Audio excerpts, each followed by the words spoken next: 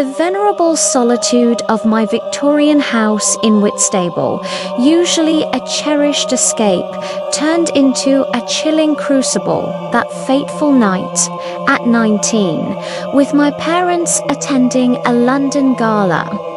I embraced the quiet until a sharp, metallic click sliced through the gale's mournful howls. My heart seized. Creeping to the landing, I found the heavy oak front door ajar, the cold sea air a stark intrusion. "Riley," I whispered for our Labrador, but only the wind replied. A primitive fear propelled me back, locking my bedroom door, the soft click a futile defiance against the growing dread. Footsteps, heavy and slow, shuffled outside. The seldom used cellar door groaned open, its iron latch clanging, followed by a sickening scrape across the stone floor below. Trembling, I dialed 999, forcing a strained calm as I explained the invasion. The intruder ascended, unhurried, towards my room. The doorknob rattled twice, then stilled, a silent, predatory promise.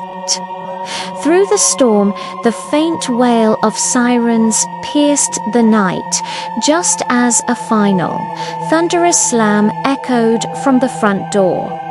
When police arrived, they found forced entry to the cellar and back door. Yet, astonishingly, nothing was stolen. Footprints vanished into the tide on the beach, leaving only unanswered questions and a gnawing sense of violation. Days later, an unnerving discovery solidified my dread. The coal chute in the cellar, unbolted from the inside, a silent, sinister invitation. My life became a labyrinth of apprehension. Sleep was a battle, every shadow a phantom, every creak a potential threat. Riley, our Labrador, mirrored my unease, growling at empty corners. My parents, upon their return, dismissed my fears as an overactive imagination. But I knew with absolute certainty this was no prank. I began an obsessive routine of checking every lock, learning the house's every groan and draft. The cellar became forbidden, yet my mind was fixated on the unbolted chute. Walking the beach, I found identical footprints in the sand. Was he watching? I installed hidden cameras, capturing only fleeting silhouettes that vanished the moment I blinked.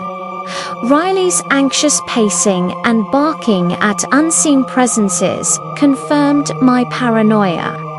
My friends called me mad, but I armed myself with a baseball bat, my phone a lifeline. By mid-December, the house felt like a prison. One evening, a swift shadow crossed the hall. "Who's there?" I whispered, but only the wind replied. Desperate, I explored the cellar again, finding faint, deliberate scratches near the coal chute. Not decay, but marks of intent. That night, a precise metallic click woke me. Riley's barks were sharp, urgent.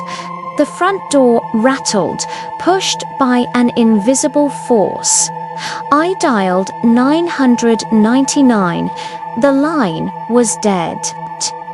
Panic surged, but I retreated, locking myself in my room.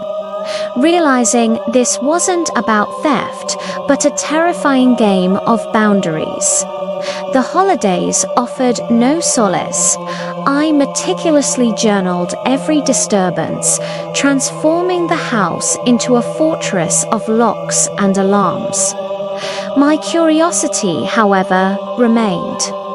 Back in the cellar, I found clear, neat footprints leading to the coal chute. Then a cold draft, metallic and briny, swept past me. My flashlight flickered. A voice, soft but distinct, echoed from the chute. "Marcus." My blood ran cold. I spun around. Riley growled, hackles raised, but the hallway was empty. Bolting upstairs, I set traps, refusing to be controlled by fear, but resolved to anticipate it.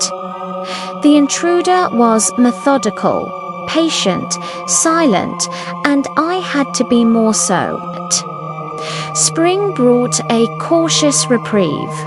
The coal chute was bolted back in place. I felt a fragile sense of closure.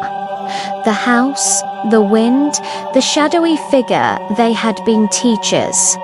I never learned who or why, but the experience ingrained in me the fragility of safety, the necessity of relentless vigilance, and the fierce resilience to face fear without succumbing to it. I still lock doors, check windows, and listen, but now with respect, not terror.